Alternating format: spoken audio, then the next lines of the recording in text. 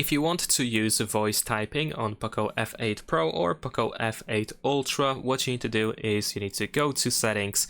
Next in Settings, scroll down and choose Additional Settings.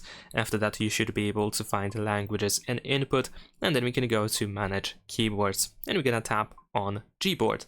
Now over here on the Gboard, we should be able to go to the voice typing option. And of course, in here we need to make sure that voice typing is enabled, and you can also enable faster voice typing if you want to. After that, if we open our keyboard, you should be able to find this microphone on the right side. So we can tap on this microphone and grant the permission to record the audio for keyboard, of course. And now whatever you say out loud, it should be converted into a text, as you can see on the screen right now. There we go, and sometimes when you end the sentence, the microphone might be automatically deactivated, and sometimes you have to actually tap on the microphone in order to turn it off manually. Thanks for watching, leave a like and subscribe.